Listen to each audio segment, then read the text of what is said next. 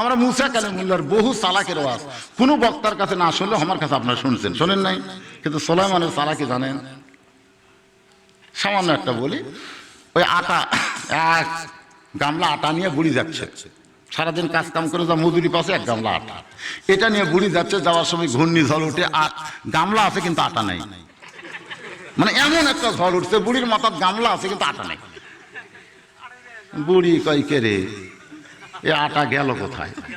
তো মেয়ে মানুষ তো বোঝেন, কোনো বিপদে পড়লে তার অবস্থা কি হয়। চিল্লা চিল্লি করতেছে, আল্লাহর আক্কেল নাই, আল্লাহর আক্কেল নাই। সারাদিন কাজ কাম করে আটা নিয়ে বাড়িতে যাচ্ছে, আমার সন্তানরা না খেয়ে আছে, আল্লাহর আক্কেল নাই। এমন সময় ছোট্ট সুলাইমান রাস্তায় খেলাধুলা করতেছে। সুলাইমান থেকে বলে, বুড়িমা কান্দেন কেন? বলে, আমার গামলা আছে, আটা নাই, সারাদিন কাজ কাম করে আটা নিয়ে বাড়িতে আসতেছিলাম, আমার অভুক্ত ক্ষুধার্ত বাচ্চারা রুটি খাবে, আর এখন গামলা আছে, আটা উড়ে কোথায় যায়? তো সুলাইমান বলতেছে, বুড়িমা এই জায়গাতে একজন লোক আছে, আল্লাহর সাথে তার সম্পর্ক ভালো,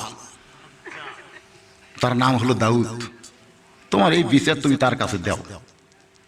তো এখন এই ছোট বাচ্চার কথা শুনে বুড়িমা দাউদ নবীর কাছে গিয়ে বলতেছে, ওগো আল্লাহর নবী দাউদ, আল্লাহর সঙ্গে দেখে আপনার সম্পর্ক ভালো, আল্লাহ আমার আটাগুলো চুরি করে নিয়ে গেল, তা আল্লাহর একটা বিচার হবে? দাউদ নবী তো চিল্লা উঠছে, কি বুড়ি কয় ফিরে, সারাদিন কাজ কাম করে একদম আটা নিয়ে আসতেছি, সে আটাটা গেল কোথায়, তাহলে বিচার করে দেন। দাউদ নবী বলতেছে, বুড়িকে এক বস্তা আটা দে, আর কুলি বলেছে বাড়ি পর্যন্ত পৌঁছে দে। তো কুলি মাথা আটার বস্তা নিয়ে যাচ্ছে, বুড়ি খুব খুশি, যাক ছোট বাচ্চার কথা শুনে কামি হলো। রাস্তায় সুলাইমান বলতেছে, বুড়ি খবর কি? বলে, বাবা তোমার কথা মতো কাম করে এক বস্তা আটা পাইছি। সুলাইমান বলে, বুড়িমা সামান্য এক বস্তা আটা নিবেন কেন? বিচার হয়নি, কারণ যে আটা নিয়ে গেছে সে আটা আপনি ফেরত চান।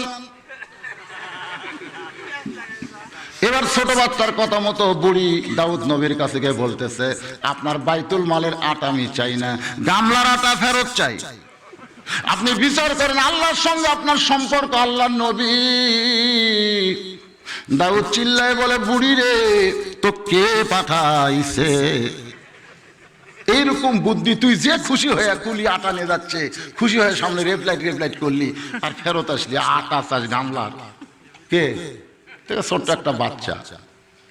ডাক দিয়ে নিয়ে আসা হলো, জিজ্ঞাসা করা হলো, সুলাইমান আমি বাবা হইয়া বিচার করে এক বস্তা আটা দিলাম, আর তুমি কেন বুড়ি ফেরত দাও? সঙ্গে সঙ্গে সুলাইমান নবী বলতেছেন, ইন্নাল্লাহা ইয়ামুরুকুম আন তুআদ্দুল আমানাতি ইলা আহলিহা ওয়া ইযা হাকামতুম বাইনান নাস আন তাহকুমু বিল আদল। মানুষের মধ্যে কাউকে যখন বিচারক মানা হয়, সে নিজের ইচ্ছায় বিচার করবে না, বিচার করবে কার ইচ্ছায়? আদল ইনসাফ সহকারে। বুড়ির আটা চুরি হয়ে গেছে, সেই আটা কে নিয়ে গেল সেই বিচার আপনি না করে আপনি বাইতুল মালের একজনের আটা দেন, এটা বিচার হলো? দাউদ বলে, তাহলে কেমনে বিচার করব? বাতাস আটা নিয়ে গেছে। সুলাইমান বলতেছে, বাতাস বড় না আপনি বড়? আল্লাহর সৃষ্টি জগতের মধ্যে যত সৃষ্টি রয়েছে, বাতাস বলেন, পানি বলেন, আগুন বলেন, মাটি বলেন, যা বলেন, ফেরেশতা বলেন, আকাশ বলেন, জমিন বলেন, সব চাইতে যত মাখলুকাত, মাখলুকাত মানি সৃষ্টি, আর মাখলুকাতের ভিতরে আল ইনসানু আশরাফুল মখলুকাত। জোরে গান সুবহানাল্লাহ। আপনারা কি মনে করেন ফেরেশতা বলো না আমরা বলো? আমরা তো অনেক সময় বলি, লোকটা ফেরেশতার মতো, লোকটা ফেরেশতার মতো, তখন খুব খুশি হয়, যাক আমার ফেরেশতার সাথে তুলনা করলো রে। আপনি যে কাকু বলেন যে ডিজিটা পিয়নের মতো, ডিজিটা পিয়নের মতো, তাহলে খুশি হবে ফেরে। ডিসি পিয়নের সাথে তুলনা করলো কেন? আপনি যখন কোনো ফেরেশতার সঙ্গে তুলনা করবেন, আপনি একই তুলনা করছেন। মাটির আদমকে আল্লাহ সৃষ্টি করিয়া ঘোষণা করিলেন আল্লাহ শ্রেষ্ঠ বলিয়া, তাই নূরের ফেরেশতা করে আদমকে সেজদা, সবার চেয়ে দিলেন মাটির মানুষকে সম্মান। জোরে কোন সুবহানাল্লাহ।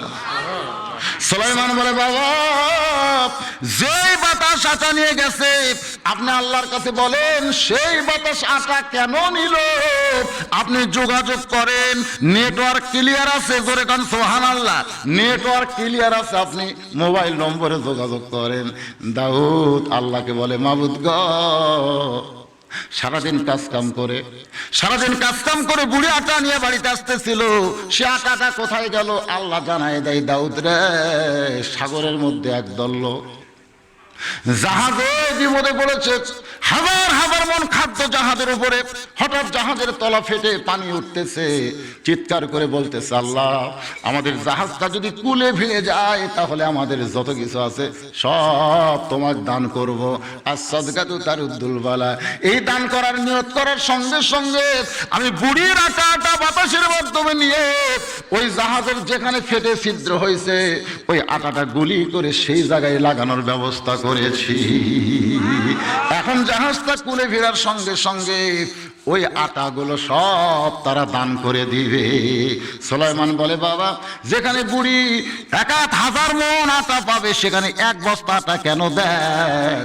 কারণ বুড়ির আটা দিয়েই তো জাহাজের তলার ছিদ্র বন্ধ হয়েছে। এখানে হাদিসটা হলো, as-সাদকাতু তারুদ্দুল বালা, দান সদকা করলে বালা মুসিবত দূর হয়ে যায়। সুবহানাল্লাহ। আমাকে বলেছে, হুজুর আমরা যুবকেরা মসজিদের জন্য মাহফিল করতেছি, আপনি ওয়াজের মিডল পয়েন্টে একটু বলবেন 10 মিনিটের জন্য। 10 মিনিট মাজা কারা কারা তোলে দেখেন তো দেখি। ওই এক মুরব্বী তুললো, একজন ছোট বাচ্চা খাড়ায় থাকলো। বুঝতে পারছেন তাই না? বুঝতে পারছেন? যদি কেউ বোঝে যে এখন আমি দান করবো না, উঠি, আল্লাহ ঠেকাও পড়েনি, আপনার টাকা আপনার কাছেই থাক, ওটা লিয়ে কবরত যাবেন। 1 বস্তা টাকা লিয়ে কবরত যাওয়ার পারবেন না? মুনকিন নাকি যখন প্রশ্ন করবি 1 তলা দিবে, যা পিটাপিটি শুরু হইবে। আপনি টাকা লিয়ে যা লাগবেন, আপনার টাকাকে আল্লাহ সাপ বানায় দেয়, বিচ্ছু বানায় আপনার কবরে পাঠাই দিবে। যা মা চেহারা বরাবর খালি বসে আমার। as-সাদকাতু তারুদ্দুল বালা, দান সদকা করলে ভালো মুসিবত দূর হয়ে যায়। 1 গামলা আটার বিনিময়ে 1000 বস্তা আটা পায়। আল্লাহ কোরআনে বলেছেন, ওমা তুনফিকু মিন শাইইন ফি সাবিলিল্লাহি ইউফা ইলাইকুম ওয়া আনতুম লা তুজলামুন। আমার সব সম্পদ আমি তোমাদেরকে দিয়ে রাখছি, তোমরা মনে করো না সম্পদের মালিক তোমরা, আমি এটা আমানত স্বরূপ রেখেছি।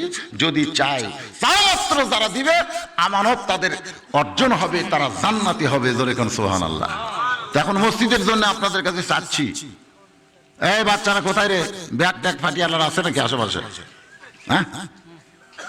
হ্যাঁ কি ব্যাগ না রুমাল নাকি? হ্যাঁ ব্যাগ নিয়ে যাও বাবা, সবাই দিবেন, সবাই দিবেন, যা পারেন 10, 20, 50, 100, 500। কেউ যদি মনে করেন হুজুর আমি 500 টাকা দিব, তাহলে আল্লাহর রাস্তা আপনি ব্যাগে দিয়েন না, আপনি আমার এই টেবিলে দেন।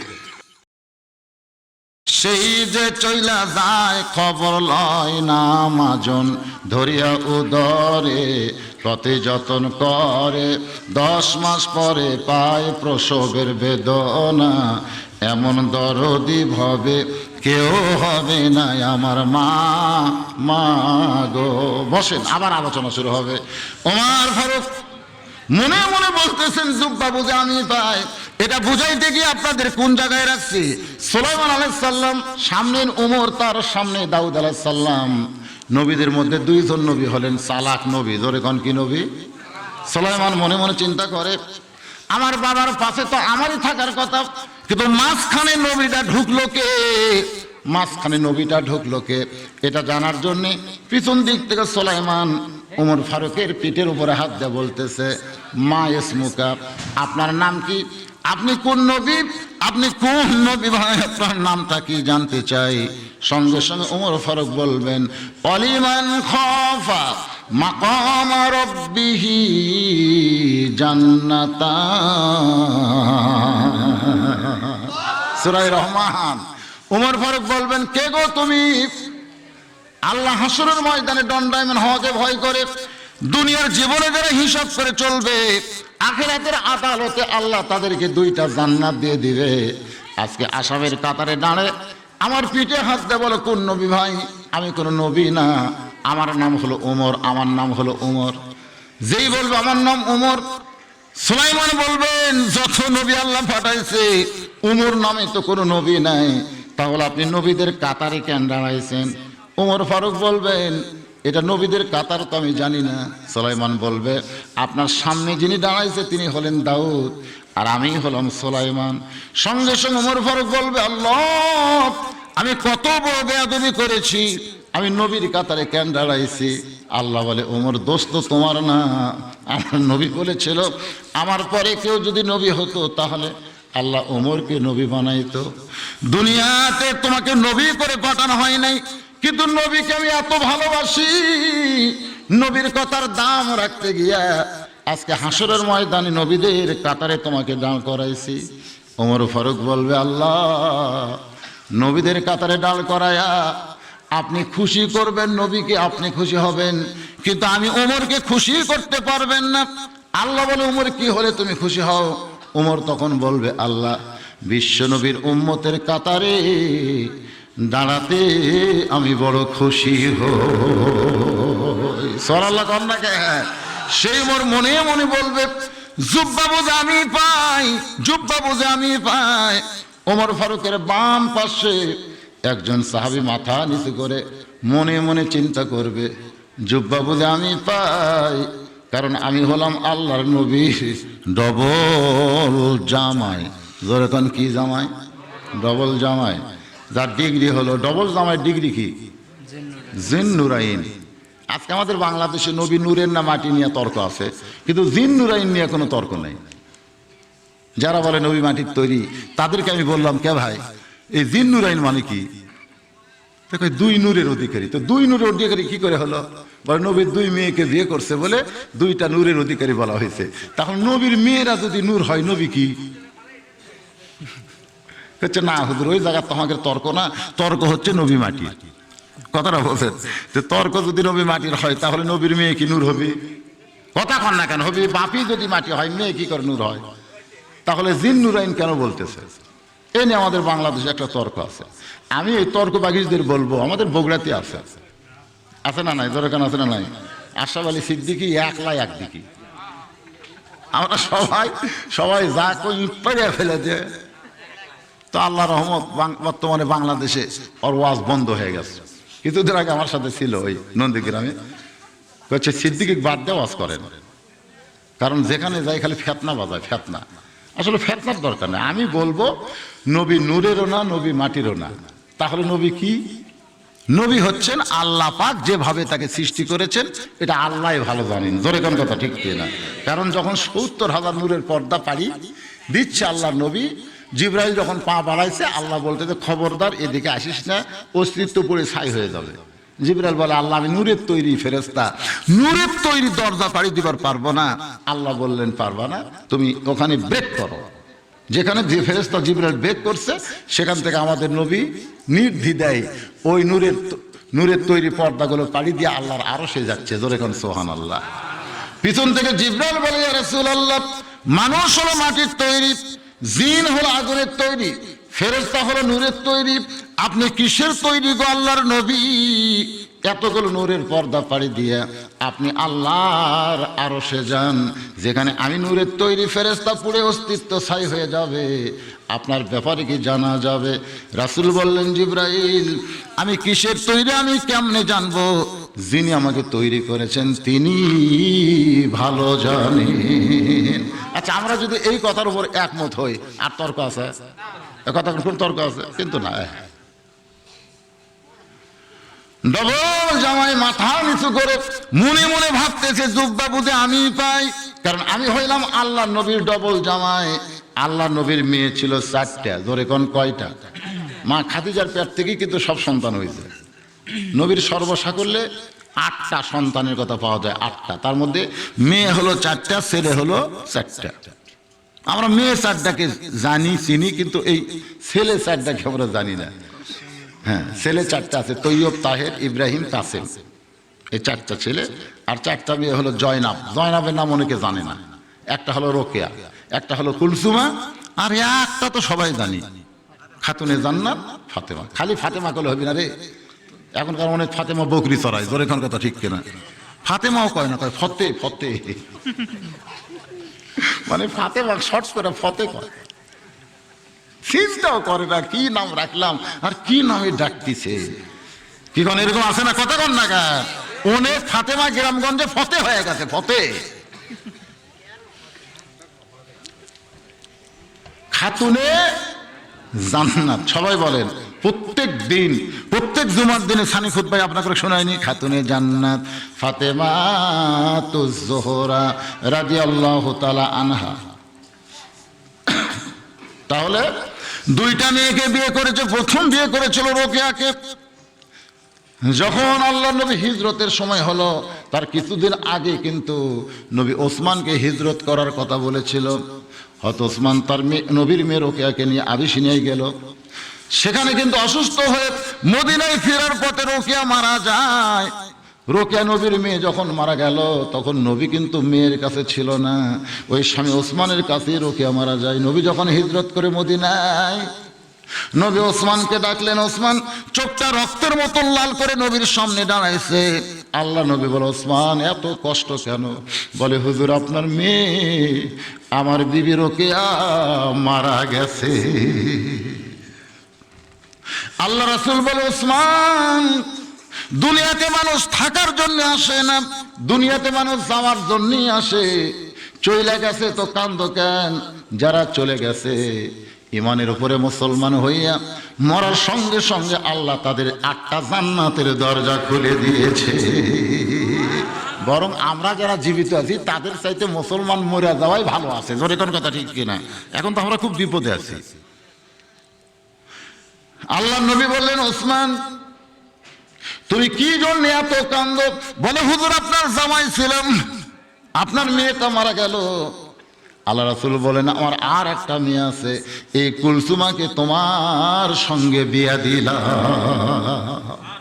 এই জন্য 2টা মেয়ের জামাই, সেজন্য বলা হয় জিন্নুরাইন। ওসমান গুণের আর একটা ডিগ্রি আছে, সেই ডিগ্রিটা হলো মারাত্মক, জগৎ বিখ্যাত ডিগ্রি, গানি। গানি আমরা সকলে জানি, আল্লাহু গানিয়ুন ওয়া আনতুমুল ফুকারা। একমাত্র আল্লাহ হলো ধনী, বাদ বাকি সবাই কি? ফকির। তাহলে আল্লাহ ধনী আর বাদ বাকি সব ফকির। ও আনতুম ফুকারা মানে কি? সবাই ফকির। কিন্তু রাসূল বললেন ইল্লা, ইল্লা মানে ব্যতীত। ওসমানু গানিয়ুন, একজন ধনী আছে, তার নাম হলো ওসমান। আল্লাহ রাসূল যখন ইল্লা গানিয়ুন কইছে, তখন তো সাহাবীরা প্রশ্ন করবি। সাহাবের প্রশ্ন কিন্তু আদবের সাথে, বেয়াদবের সাথে না। দাঁড়িয়ে বললেন, ইয়া রাসূলুল্লাহ, আমরা এতদিন জানি আল্লাহই ধনী, তে এই ওসমানটা ধনী কিভাবে হয় মানুষ হয়ে? আল্লাহ রাসূল বললেন, শোনো, আমি নবী বসে আছি, ইতিমধ্যে একজন সাহাবী এসে আমার কাছে কাঁদতেছে। আমি বললাম, কান্দো কেন? বলে, হুজুর আমার বাড়িতে খাওয়া দাওয়া নাই, অভুক্ত সবাই, যদি পারেন আল্লাহর রাস্তে একটু সহযোগিতা করেন। আমি আস্তে করে আমার জুব্বাটা তুললাম। সাহাবী তাকায় দেখে আমি ক্ষুধার জ্বালায় পেটে পাথর বেঁধে বসে আছি। সাহাবীটা মন খারাপ করে যাচ্ছে। মন খারাপ করে যখন যাচ্ছে, আমি তাকে ডাক দিলাম, কোথায় যাও? বলে, হুজুর আমি তো আর কি ক্ষুধার্ত, আমার চাইতে আপনি বেশি, এই জন্যই মন খারাপ। আল্লাহ রাসূল বললেন, আম্মা সাইলা ফালা তানহার। আল্লাহ বলেছেন, সাইলকারীকে এভাবে ফিরান যায় না। তুমি একটুখানির জন্য বসো। যে বসে গেছে, এমন সময় নবী ডাক দেয়, আলী।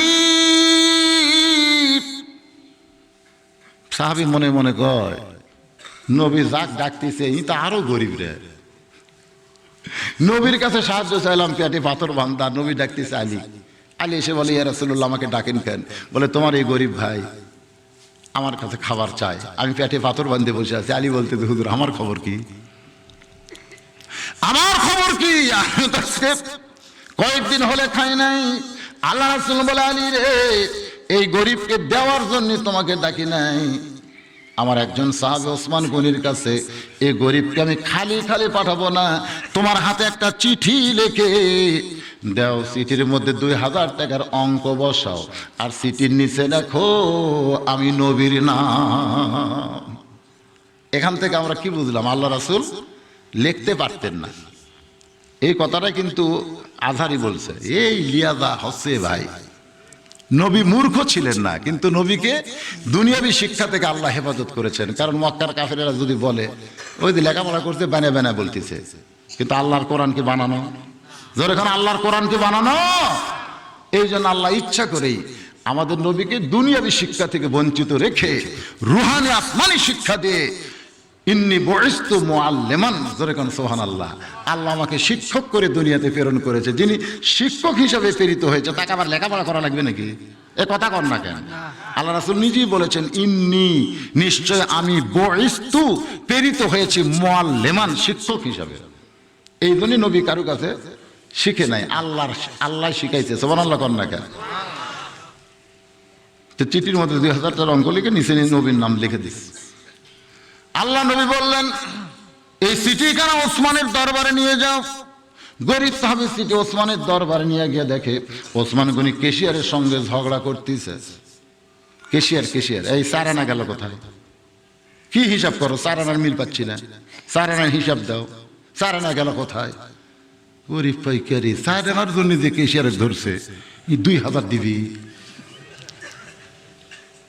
যাই 4 আনার জন্য কেশিয়ার বেতাল করতেছে, 4 আনা কুটি গেল, 4 আনা হিসাব দাও, 4 আনা বার করো।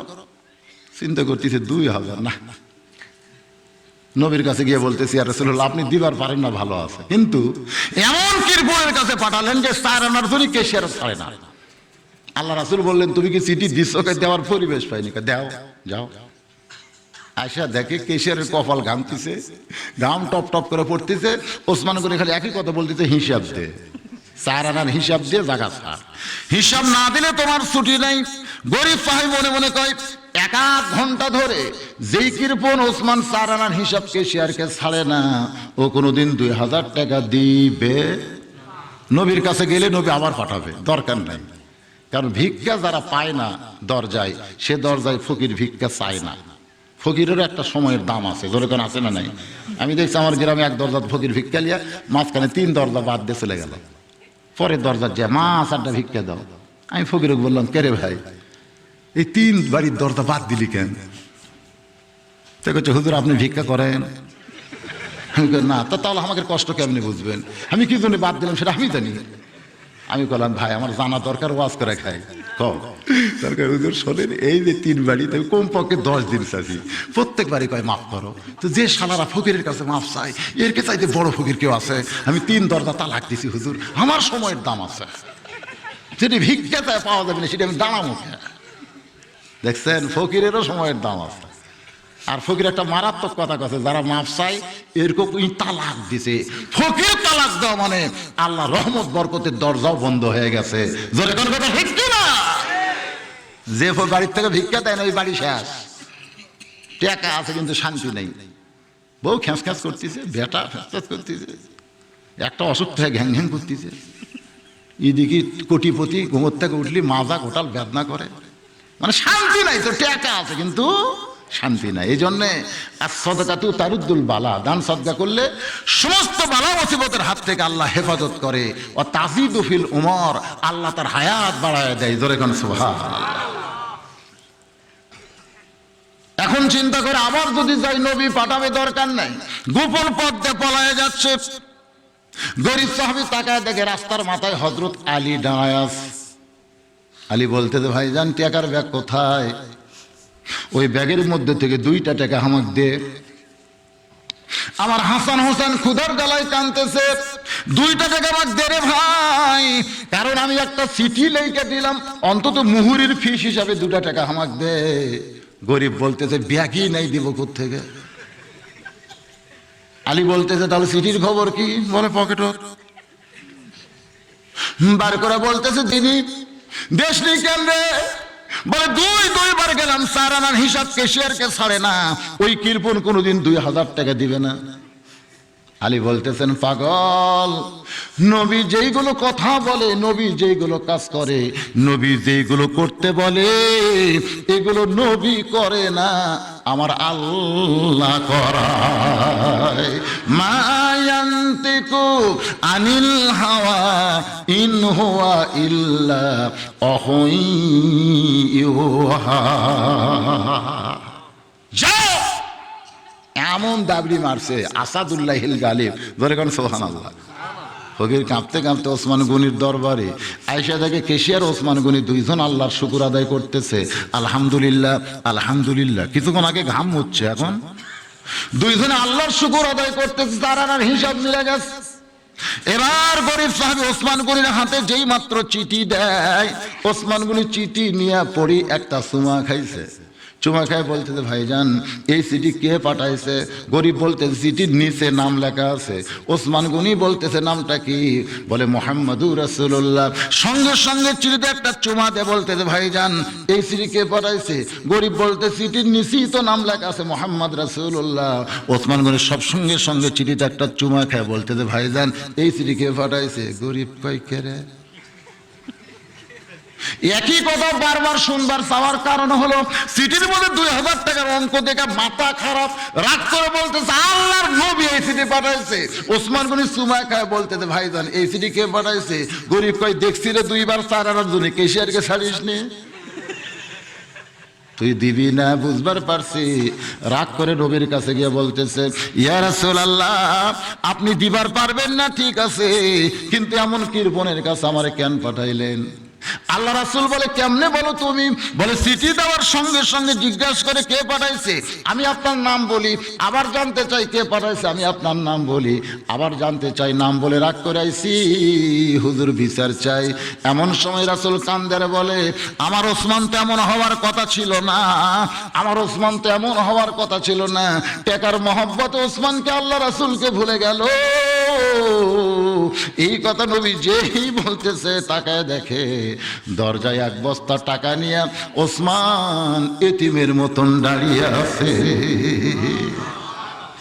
আল্লাহ রাসূল বলে, ওসমান আমি তোমার ভাইকে 2000 টাকা দান করতে বলেছি, 1 বস্তা টাকা আনছো কেন?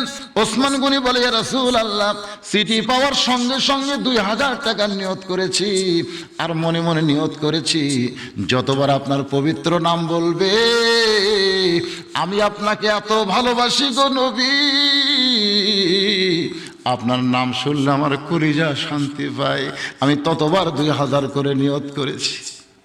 এ পর্যন্ত আমার ভাই 3 বার আপনার নাম বলেছে। এই 3 বার নাম বলার কারণে 6000, আর সিটির কারণে 2000, এই 8000 টাকার বস্তা মাথায় করে নিয়ে আইছি, আপনার পবিত্র হাত দিয়ে আমার গরিব ভাইকে দান করে দেয়। নবীও কান্দে, গরিব সাহাবীও কান্দে। নবী কান্দার বলে, মাবুদ যে ওসমান আমার নাম শুনে 2000 টাকা দান করে, সে ওসমানকে আমি গরিব নবী কি দিব? আমার দেওয়ার মতন কিছুই নাই। আল্লাহ বলে, হাবিব রে আপনার দেওয়া লাগবে না, আমার গানি ডিগ্রাং ওসমানকে দিয়া দিলাম। সে ওসমান মনে মনে ভাবতেছে, জুব্বা বুঝে আমি পাই, জুব্বা বুঝে আমি পাই। আল্লাহর বান্দারা ওসমান গনির ডান পাশে বসে হযরত আলী মাথা নিচু করে মুসকে মুসকে হাসে। নবী এত দেরি করে কেন? জুব্বাখানা আমাক পরে দিলি তো লেটা শুকে যায়। সুবহানাল্লাহ। নবী এত দেরি করে কেন? কারণ 30 পারা কোরআনের হাফেজ যারা, পাগড়ি পাবে তারা। ধরে কোন কথা ঠিক কিনা? হাফেজ না হলেও অনেক জায়গা পাগড়ি দেয়, কয়েকদিন আগে ধরা গেছে, মানে অন্য ওই ওই ওই ওই ওই যার মাথার পাগড়ি দিচ্ছে না, এর আগে ওই 6 জায়গার পাগড়ি লিছে। তে 1 জায়গার পাগড়ি লিছে বছর খানেক আগে, ওটি আবার এক লোক দেখেছে, এটি এসে দেখে আবার ওর মাথার পাগড়ি। তো চিন্তা করি, কে কতবার পাগড়ি লিবি রে? তো পরের মধ্যে ধরছে, ধরে কাছে এক দেখছে আমি অমুক জায়গা, আবার এটি পরে চেকা দিয়ে কয় খালি 2 জায়গা না আরো জায়গা। এখনকার বক্তার কাছে সব মুসলমান হচ্ছে না, তেজুতেছে এরা কিন্তু বহু জায়গাতে হচ্ছে, একই ধরা খাচ্ছে। কি অবস্থা! তুই মুসলমান হবি, জনগণের সামনে হয়ে গেছে, আবার আর এক হুজুরের কাছে উই আবার হচ্ছে, একটু চেহারা পাল্টাছে, হয়তো দাড়ি বড় করছে, কিন্তু মানুষ তো, মানুষের চোখ তো বুঝতেছেন, শকুনের চোখ। কি কম চোখ ভালো না? অনেকের চোখ ভালো না, একবার দেখলি। আমি সেই কোন আমলে ওয়াজ করছি, তোমার হুঁশ নাই? এখন পর্যন্ত 2 একটা ছোট বাচ্চা মুখস্থ করে, স্মরণ শক্তি কি কম নাকি? দৃষ্টি শক্তি, স্মরণ শক্তি মানুষের প্রখর। তো যেটা বলতেছিলাম, হযরত আলী মনে মনে বলতেছে, আল্লাহ নবী এত দেরি করে কেন? এই জুব্বাটা আমারে দিলিত হয়ে যায়, আমারে পরা দিলিত হয়ে যায়, কারণ হাফেজ যিনি হবে তিনি পাগড়ি পাবে। সুবহানাল্লাহ কোন। এত বড় সাহস হযরত আলীকে কে দিয়েছে? আল্লাহ নবী বলেছেন, সাহাবীরা রে, তোমাদের মাঝখানে এমন একজন মহামানব বসে আছে, যে মানুষটা আমি নবীর চাইতেও দুই দিক দিয়ে ভাগ্যবান। তোমাদের মাঝখানে এমন একজন মহামানব বসে আছে, যেই মহামানবটা আমি নবীর চাইতেও দুই দিক দিয়ে ভাগ্যবান। সমস্ত সাহাবীরা বলে, ইয়া রাসূলুল্লাহ, আপনি ছাড়া মহামানব দুনিয়াতে কেউ নাই, আমাদের মাঝখানে কে বসে আছে? আল্লাহ রাসূল বললেন, তোমরা না মানলেও আমি নবী মেনে নিয়েছি। সাহাবীরা বললেন, হুজুর সেই মহামানবকে? আল্লাহ নবী বললেন, সেই মহামানবের নাম হলো আমার আলী। সাহাবারা বলতে যে কেমনে? নবী বললেন, তাহলে শোনো বাবা, আদম থেকে আমি নবী পর্যন্ত যত নবী দুনিয়াতে আছে, এই নবীর সন্তানেরা নবী হবে, জান্নাতি হবে, কিন্তু জান্নাতি যুবকদের সর্দার কোন নবীর সন্তান হতে পারবে না। জান্নাতি যুবকদের সর্দার হবে আমার হাসান আর হোসাইন। এই হাসান হোসেনের বাবা যিনি, তিনি হলেন পৃথিবীর সব চাইতে সৌভাগ্যবান বাবা। সুবহানাল্লাহ কন না কেন? আপনারা কি মনে করতেছেন হাসান হোসেনকে আল্লাহ জান্নাতে যুবকদের সর্দার এমনি এমনি বানাছে? যে আয়াত 2 নম্বরে আছে, ওয়ালা তাকুলু লিমান ইউকতালু ফি সাবিলিল্লাহি আমওয়াতুন বাল আহইয়াউ ওয়ালাকিন লা তাশউরুন। আল্লাহ রাস্তায় যারা জীবন দিবে তাদেরকে তোমরা মৃত্যু বলো না। আপনারা বলেন তো, হাসান হোসেন কোন রাস্তায় জীবন দিছে? কথা কথি কি মুখত ব্রেক লাগতেছে? জোরে বলেন, কোন রাস্তায়?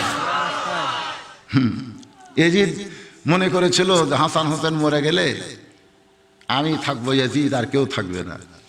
গোটা বাংলাদেশ তন্ন তন্ন করে খুঁজে দেখেন, এজিদ নামের কোনো মানুষই নেই, কিন্তু হাসান হোসেন নামে মানুষ আছে না নাই? ধরে কোন আছে না নাই? ক্ষমতার অহংকারে, ক্ষমতার মোহে অন্ধ হয়ে ভালো মানুষকে হত্যা করে আজকে যারা মনে করতেছে ভালো মানুষ শেষ হয়ে গেছে, রে ওরকে নাম বন্ধু নাই রে, আমরাই থাকবো। আমি বলতে যে তোমরা লেখা নাও, লেখা নাও, এজিদের মতন তোমাদের নাম থাকবে না। যদিও মানুষ উচ্চারণ করে, ঘৃণার দৃষ্টিতে উচ্চারণ করবে। আর যাদেরকে হত্যা করা হয়েছে কিয়ামত পর্যন্ত তারা মানুষের কলিজার মধ্যে অমর হয়ে থাকবে। ধরে করার কথা ঠিক কি না? এই কথাই আল্লাহ বলেছেন, আল্লাহ রাস্তায় তাদের জীবন যাবে, যারা জীবন দিবে তাদেরকে তোমরা মৃত্যু বলো না, তারা অমর হয়ে থাকবে। বিশ্বাস হচ্ছে না? ইতিহাস কিন্তু পরে লেখা হয়, ইতিহাসও লেখা হবে, সব লেখা হবে। একটু মনোযোগ দিয়ে শুনবেন। আল্লাহ নবী বললেন, সাহাবীরা রে, হাসান হোসেনের বাবা যিনি, তিনি পৃথিবীর শ্রেষ্ঠ বাবা, যোগ্যতা সম্পন্ন বাবা। এমনকি আমি নবীর চাইতেও আলী বাবা হিসাবে সৌভাগ্যবান। সুবহানাল্লাহ না গায়? এখন একটা জিনিস আপনাদের বুঝাই, আপনারা একটু বুঝেন তো, যে জান্নাতীর যুবকদের সর্দার যদি হাসান হোসেন হয়, তাহলে বুড়াকের সর্দার কে হবে? না কি মনে হয়? ও যে একজন বলতেছে হামজা, কারণ হযরত বেলাল এই প্রশ্ন করছিল, জিয়া রাসূলুল্লাহ, যুবকের সর্দার হাসান হোসেন হলে বুড়াকের সর্দার কে? আল্লাহ রাসূল বললেন, বেলাল তোমার কি মনে হয়? বেলাল বলতেছে, ইয়া রাসূলুল্লাহ, বুড়াকের সর্দার আবু বকর হবে, উমর হবে, ওসমান হবে। রাসূল বললেন, আর শায়েখু আর শায়েখাতে লা ইয়াদখুলুল জান্নাহ, বুড়া বুড়ি জান্নাতি যাবি না। তাহলে আর সর্দার কি? সামনে বসে এক বুড়া, সেই কান্না। রাসূল বলে, কান্দো কেন? বলে, হুজুর, বুড়া মানুষ আমি জান্নাতে যাবো না। আল্লাহ বলতেছে কান্দো না, আর রাসূল বলতেছে কান্দো না, কান্দো না, থামো থামো। আচ্ছা, মনে করো আল্লাহ তোমাকে জান্নাত দিল, তো জান্নাতে যাইয়া তুমি কি চাবা? একটা বুড়া মানুষের চাহিদা আর যুবকের চাহিদা কি এক? কোন একটা দাদার চাহিদা লাঠির চাহিদা কি এক? না, দাদা সবসময় চাই বাড়ির থাকবো, বাড়ির থেকে বাইরে যাব না, কিন্তু বেটা পছন্দ করে না, ওই বাড়িতে বউ স্টার জলসা দেখে বেটার বউ, লাতি মাইকেল জ্যাকসনের গান শোনে, বুড়ে চিল্লায় কয় এই বাড়ি জাহান্নাম হয়ে গেছে রে, এই বাড়ির থাকা যাবে না। বেটা কয় শালা মরেও না। রাস্তাত মন ভার করে ঘুরতেছে, একজন কয় মন ভার কেন? আমার বুড়া বাপ মরে না, খালি চিল্লা চিল্লি করে। কয় একটা কাম করো, তুমি চিল্লাত পেটে যাও, 40 দিন বাড়ি ঠান্ডা।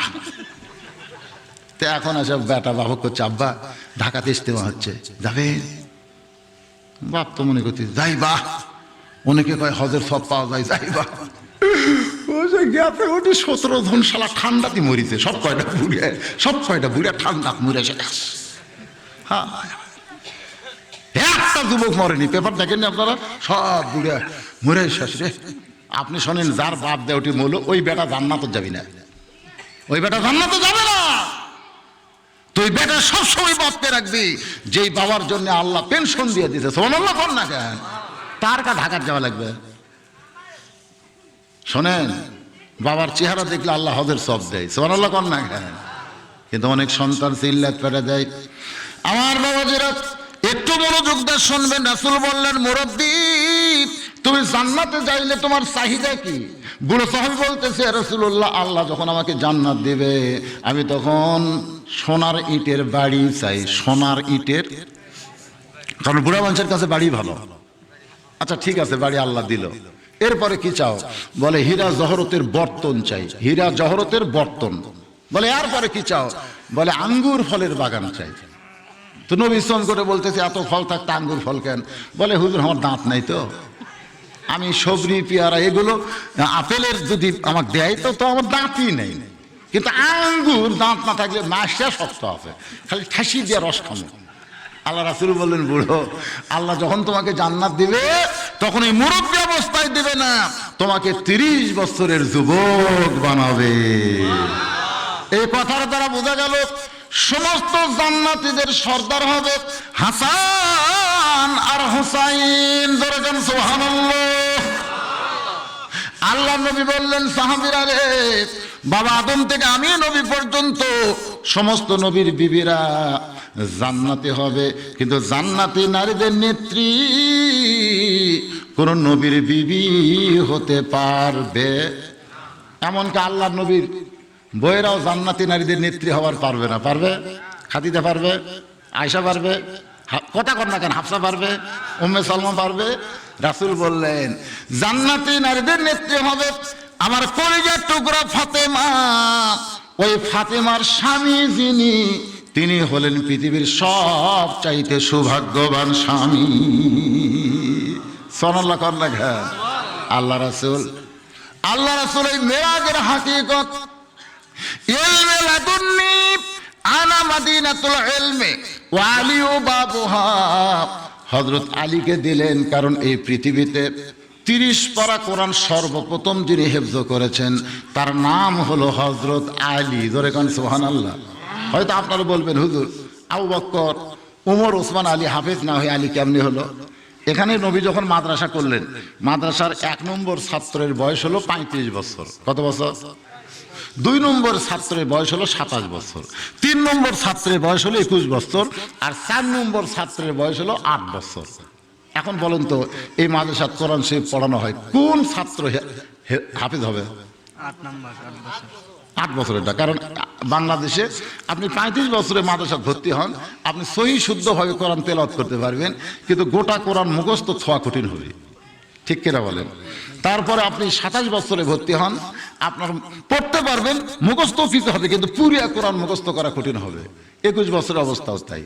তো 35 বছর আবু বকর, 27 বছর উমর, 21 বছর ওসমান, আর 8 বছরের আলী। জোরে খান সুবহানাল্লাহ। এই জন্য হযরত আলী যা শুনছে সব মুখস্থ হয়েছে। আর হযরত আলীকে জ্ঞানের কি দরজা বলা হয়েছে? কারণ আমরা সকলেই জানি, জেরুজালেম ওমর ফারুক কিন্তু এক পাদ্রীর কাছে ধরা খাইছিল। 4টা প্রশ্ন করেছিল পাদ্রী ওমরকে, যে আমি মুসলমান হব যদি উত্তর দিবার পারো। 1 নম্বর প্রশ্ন হলো, পৃথিবীর এমন কোন জায়গা সূর্যের আলো একবার পড়েছে কিয়ামত পর্যন্ত পড়বে না? দ্বিতীয় প্রশ্ন হলো পৃথিবীর এমন কোন কবর জীবিত, লাশটাও জীবিত। তৃতীয় প্রশ্ন হলো পৃথিবীর এমন কোন কারাগার নিঃশ্বাস নিতে পারে না, কয়েদি জীবিত থাকে। 4 নম্বর প্রশ্ন হলো পৃথিবীর এমন কোন 2 ভাই একই সঙ্গে জন্মেছে, একই সঙ্গে মরেছে, অথচ এক ভাইয়ের চাইতে 100 বছরের বড়। ওমর ফারুক বললেন, পাদ্রী এমন কঠিন প্রশ্ন করলে এর উত্তর আমি দিবার পারবো না। পাদ্রীর কাছে ওমর ফারুক মনটা ভার করে আলীর সামনে যখন দেখা হয়, আলী রাদিয়াল্লাহু বললেন যে আমির আল মোমেন মন ভার কেন? বলে জেরুজালেমের পাদ্রী এমন 3-4টা প্রশ্ন করেছে, উত্তর দিবার পারিনি। বলে কি প্রশ্ন? পৃথিবীর এমন কোন জায়গা সূর্যের আলো পড়েছে একবার, কিয়ামত পর্যন্ত পড়বে না। আলী রাদিয়াল্লাহু হাসতেছে, বলতেছে যে মুসা আলাইহিস সালাম যখন সাগর পাড়ি দিচ্ছিল ওই সময় আল্লাহ সাগরকে রাস্তা করেছিল।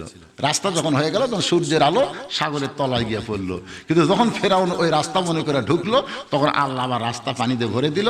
ওই যে সূর্যের আলো পড়েছে কিয়ামত পর্যন্ত আর পড়বে। পৃথিবীর এমন কোন কারাগারের মধ্যে কয়েদিও জীবিত, আবার নিঃশ্বাস নেবার পারে না। সঙ্গে সঙ্গে আমি গানটা বলতেছি, বাবাই আনন্দে মাতিয়া সাগরে ভাসাইয়া সেই যে চইলা গেল, খবর লিল না মাজন ধরিয়ায় উদরে কতই যতন করে, 10 মাস পরে পায় প্রসবের বেদনা। মায়ের উদরে সন্তান যতদিন থাকবে নিঃশ্বাস নিবার পারবে না, এরপরে আল্লাহ পাক তাকে জীবিত রেখেছে। পৃথিবীর এমন কোন কবরটাও জীবিত, লাশটাও জীবিত। নবী ইউনূস নবীরে খাইলো মাছেতে গিলিয়া, ফেরেশতা পাঠাইলেন তখন এসমে আজম দিয়া, দমে দমে সে হরদম পড়ে সে এসমে আজম, মাছেরই উদর হইতে বাঁচাইলা প্রাণ। সবাই বলেন আল্লাহু আল্লাহু, তুমি জাল্লে জালালুহু, শেষ করা তো যায় না গে তোমার গুণগান। ওই 40 দিন মাছটা ছিল কবর, আর মাছের মধ্যে ইউনূস নবী ছিল লাশ। লাশও জীবিত, মাছও কবর জীবিত। পৃথিবীর এমন কোন 2 ভাই একসঙ্গে জন্মেছে আবার একসঙ্গে মরেছে, এক ভাইয়ের চাইতে 100 বছরের বড়। আলী বললেন আজিজ আর ওজাইর আলাইহিস সালাম। সঙ্গে সঙ্গে ওমর বলতেছে, আলী ওই লাইলাতুল মিরাজের জুব্বা যখন রাসূল তোমাকে দিয়েছে তখন থেকে আমরা বিশ্বাস করেছি তুমি শুধু আলী না, তুমি যেন জ্ঞানের ভান্ডার। আল্লাহর সঙ্গে মেরাজ করেছিলেন রাসূল, আর সেই জিনিসটা এই জন্য রাসূল মাঝে মধ্যে বলতেন, আমি আল্লাহ থেকে, আমার থেকে আলী, জোরে কোন সুবহানাল্লাহ। অনেক সময় বলতেন আলী থেকে হাসান হোসেন। যাই হোক, আমরা আজকের আলোচনার ভিতর দিয়ে 2টা আয়াত সামনে নিয়ে আলোচনা করতেছিলাম। মারাত্মক একটা কথা আমি রাখছি, এটা শেষ করে আলোচনা শেষ হবে। ও এখন চিন্তা করতেছে যে হারে মোষ ফুলতিছে, মনে আছে না, ভুলে গেছে, যদি বাস্ট হয় 20 লাখ টাকার বাড়ি আমার ছাড়া লাগবে, কি করি? তখন চোখের পানি নিয়ে বলতেছে আল্লাহ, মানুষ কিন্তু এমন একটা সময় আসে বাধ্য হয়ে মানুষ তওবা করে, জোরে কোন কথা ঠিক কিনা? একটা বেকায়দা বুদ্ধি নাই তো, এখন কি করবি? 20 লাখ টাকার বাড়ির দিকেও তাকায়, মোষের দিকেও তাকায়, কি করি রে বারে? মন বলতেছে দেরি করিস না, তওবা কর, তওবা কর। এতদিন যা করছিস বল আল্লাহ আমি সব ভুল করছি, তোমার কাছে মাফ চাই, খালি কথাটা কয়ে দেখ। তওবাকারী আল্লাহর দোস্ত হয়, তাইব হাবিবুল্লাহ, জোরে কর সুবহানাল্লাহ। চিৎকার করে বলে, বাবা বেটার বিয়াতে ধনী করক দাওয়াত দিছি, গরিব করে দাওয়াত দেয় নাই। মোষ মরলে গরিবের আল্লাহর কাছে গেছি, ধনীর কাছে যাবার পারি নাই। আল্লাহ গো, বিপদে পড়ে মরা মহিষের কাছে আমি দোয়া করেছি, আমার এই দোয়া কবুল হবে না, আমি তোমার কাছে তওবা করতেছি, তুমি এখন আমাকে বাঁচাও। আস্তাইনু বিস-সাবরি ওয়াস-সালাহ, আমি ধৈর্য ধারণ করে আমি তোমার কাছে কাঁদতেছি নামাজের ভিতর দিয়া, আল্লাহ তোমার কাছে তওবা করতেছি। সঙ্গে সঙ্গে আল্লাহ বলে, বান্দা তুমি যখন আমার কাছে তওবা করলে, এখন তুমি শোনো, তোমার বাড়ি থেকে কোদাল নাই? তখন বলতেছে আল্লাহ আছে। এটা কিন্তু এলকাই নফস, আপনার ভিতরে যে বিবেক আছে, এই বিবেকের আদালতে এই প্রশ্নগুলো এমনি এমনি আসবে। তোমার বাড়ি থেকে কোদাল নাই? আছে। তওবা যে করছেন, ভিতরে বুদ্ধি আসতেছে, তো কোদাল দিয়ে কি করো? কোদাল দিয়ে আল কাটি। আর কি করিস? কোদাল দিয়ে আর কি করি? ও মানুষ মরলে কবর খুঁড়ি। তো মানুষ মরলে যদি কবর খুঁড়ে পারিস, মোষ মরলে, যেটি মোষ মরে আছে ওর গাও ঘুষে একটা গর্ত কর, মোষের চাইতে 1 হাত বড়, এর গর্ত কর। তো ওই মোষের কাছে হুমাহুম করে কোদাল মেরে একটা গর্ত করছে, করে বলতেছে আল্লাহ এখন কি করব? আল্লাহকে তোর বাড়িতে লাঠি নেই, কাছে লাঠি দিয়ে কি করিস? চোর ডাকাত বাড়ি যেন না ঢোকে দরজা, আর কি করিস? কুত্তে টুত্তে মারি, আর কি করিস? আমার কি কর্ম আল্লাহ, ওই লাঠি দিয়ে একটা ঠেলা মারা পারবো না। এই গর্ত আছে, গর্তের এই পারে এসে মোষের ভিতর ঢুকে দেবো, ঢুকে একটা ঠেলা মারবো, একটা চাড়া মারবো, পারবো না? তা পারবো তো, দিয়ে দে। এক চাড়া মারছে, মোষ গর্তের মধ্যে চলে গেছে। এখন মাটিগুলো দিয়ে চাপা দে, মাটিগুলো দিয়ে চাপা দে। আজকে আমাদের বাংলাদেশে কোদাল আর লাঠি এই দুইটা সুন্নত যদি আমরা আদায় করবার পারি, তাহলে র্যাবের ভয়, পুলিশের ভয় কোনো ভয় নয়। যত মোষ আছে সবগুলা চাপা দেওয়া যাবে। বুঝবার পারলে বুঝলেন, না পারলে না বুঝলেন। ইস্তেগফার পড়েন, আস্তাগফিরুল্লাহ রব্বি মিন কুল্লি জামবি ওয়া তুবু ইলাইহি, আস্তাগফিরুল্লাহ রব্বি মিন কুল্লি জামবি ওয়া তুবু ইলাইহি, লা হাওলা ওয়ালা কুওয়াতা ইল্লা বিল্লাহিল আলিয়্যিল আযীম। আল্লাহুম্মা সাল্লি আলা সাইয়্যিদিনা শাফিনা মাওলানা মুহাম্মদ ওয়া আলা আলিহি ওয়া সাহবিহি ওয়া বারাকা সাল্লিম। স্পেশাল ভাবে দোয়া হবে রিপন ভাই, জিল হক, রুহুল আমিন, গোলাম রব্বি, ইমরান, লিটন, ফিরোজ পরিবার সহ তাদের জন্য দোয়া করবেন। সবার জন্যই দোয়া হবে। এখানে যে কয়টা নাম বললাম এনারা অবশ্য এখানে আঞ্জাম দিয়েছে, অনেক কষ্ট করেছেন, তাদের জন্য তো দোয়া হবেই। আল্লাহ পাক আমাদের সকলকে কবুল করুন, আল্লাহুম্মা আমিন। আল্লাহুম্মা আনতাস সালাম ওয়া মিনকাস সালাম, তাবারাকতা ইয়া যাল জালালি ওয়াল ইকরাম। আয় আল্লাহ তাআলা, তোমার যুবক বান্দারা গান বাজনার জন্য না করে আজকের এই কঠিন শীতের ভিতরে এই জান্নাতের বাগান যারা লাগাইছে, আল্লাহ মেহেরবানি করে এই যুবকগুলোকে 5 ওয়াক্ত নামাজি হিসাবে কবুল করে না। আয় আল্লাহ তাআলা, তোমার মসজিদের জন্য জান্নাতের বাগান লাগাইছে, এই মসজিদকে কিয়ামত পর্যন্ত কবুল করে নাও। মসজিদের যত সমস্যা আছে এলাকার মুসল্লির মাধ্যমে আল্লাহ সেই সমস্যাগুলো সমাধান করার ব্যবস্থা করে দাও। আল্লাহ আজকে মাগরিবের নামাজের পর থেকে রাত 11:30 পর্যন্ত কন্টিনিউ আলোচনা শুনেছে তোমার পাগল বান্দারা। আজকের মাহফিল তুমি আমাদের হেদায়েতের জন্য, নাজাতের জন্য, জান্নাতের জন্য কবুল করে নাও। এই মাহফিলের শুরু থেকে শেষ পর্যন্ত যত আলোচনা হয়েছে আল্লাহ, এর মধ্যে যদি ত্রুটি হয়, ভুল হয়, মাফ করে দাও। এর যা হাদিয়া মঞ্জুর করো, সোনার মদিনা নবী পাকের রওজা মুবারকে আল্লাহ কবুল করো। तमाम अम्बियाई केराम, আসহাবে কেরাম, তাবিনী কেরাম, তাবিনী কেরাম, तमाम পৃথিবীর মাটির নিচে যত মুমিন মুমিনা আছে আল্লাহ সকলের আরওয়াহ পরে হাদিয়া কবুল করো। আল্লাহ, আমরা যারা হাত তুলেছি আমাদের মধ্যে জনম দুঃখিনী মা যাদের কবরে চলে গেছে, ছোট্ট একটা শব্দ হলো মা। এই নামের মধ্যে যে কি মধু, যাদের মা নাই তারাই বুঝতেছে। এই দরদের মা যাদের কবরে গেছে আল্লাহ মেহেরবানি করে মায়ের কবরকে জান্নাতের টুকরা বানায় দাও।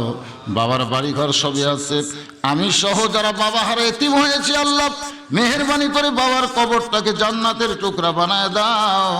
আমাদের দাদা দাদি, নানা নানি, আত্মীয় স্বজন, শ্বশুর শাশুড়ি, আপন জন যত কবরে গেছে আল্লাহ কবরবাসীদের তুমি মাফ করে দাও।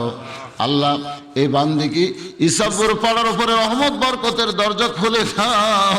আল্লাহ, যেই পাড়া থেকে এত টাকা পয়সা খরচ করে আজকের এই জান্নাতের বাগান লাগাইছে আল্লাহ তাদের সকলকে জান্নাতি হিসাবে কবুল করে নাও। আয় আল্লাহ, তারা প্রত্যেক বছর এমন করে একটা জান্নাতের বাগান যেন তারা লাগাতে পারে, এমন ইমানি শক্তি আল্লাহ তাদেরকে দান করে দাও।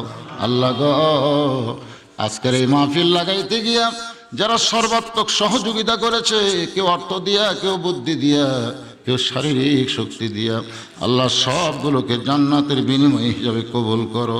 আজকের মাহফিলের সম্মানিত সভাপতিকে আল্লাহ তুমি কবুল করো, প্রধান অতিথিকে কবুল করো, বিশেষ অতিথিদের আল্লাহ তুমি কবুল করো। খাস করে লিটন, তারপরে জিল হক, রুহুল আমিন, আয় আল্লাহ গোলাম রব্বি, ইমরান, লিটন, ফিরোজ, আল্লাহ যাদের জন্য দোয়া চাও হয়েছে, এছাড়াও যারা নাম আমরা বলতে পারলাম না আল্লাহ তাদের সকলকে তুমি কবুল করে নাও। আল্লাহ, আমার মা বোনেরা আল্লাহ কষ্ট করে জান্নাতের বাগানে পাশে বসে বসে ওয়াজ শুনেছে। আল্লাহ আমার মা বোনদেরকে আবিদা সালিহা পর্দানিশি কবুল করে মা ফাতেমার চরিত্র দান করে দাও। আল্লাহ আমাদের মধ্যে আমি সহ যারা অসুস্থ আল্লাহ সুস্থ করে দাও, অভাব মোচন করে দাও, আসমানের বেলা আসমানে দাও, জমিনের বেলা জমিনে ডাবায় দাও। গোটা বিশ্বের মুসলমানকে আল্লাহ তুমি হেফাজত করো। আমার বাংলাদেশের প্রতি রহম করো আল্লাহ। বাংলাদেশে আজকে যারা জেল জুলুমের শিকার হয়ে মানবতার জীবন যাপন করতেছে, খাস করে আমার ওস্তাদ কোরআনের পাখি আল্লাহ জেলখানার মধ্যে বন্দি জীবন কাটে, আমরা তার জন্য প্রাণ খুলে দোয়া করব। আল্লাহ তাকে সুস্থ রেখো, হেফাজত করো। সকলে বলে আল্লাহুম্মা আমিন। আল্লাহ পরিশেষে তোমার দরবার আরজ করি, যেদিন আমাদের মৃত্যু হবে দিনটা যেন জুমার দিন হয়, মাসটা যেন রমজান মাস হয়, ইমানের সাথে ইজ্জতের সাথে দুনিয়া থেকে বিদায় নেওয়ার কালে আমাদের জবানের মধ্যে জারি করে দিও লা ইলাহা ইল্লাল্লাহু মুহাম্মাদুর রাসূলুল্লাহ সাল্লাল্লাহু আলাইহি ওয়াসাল্লাম। আসসালামু আলাইকুম ওয়া রাহমাতুল্লাহি ওয়া বারাকাতুহু। সম্মানিত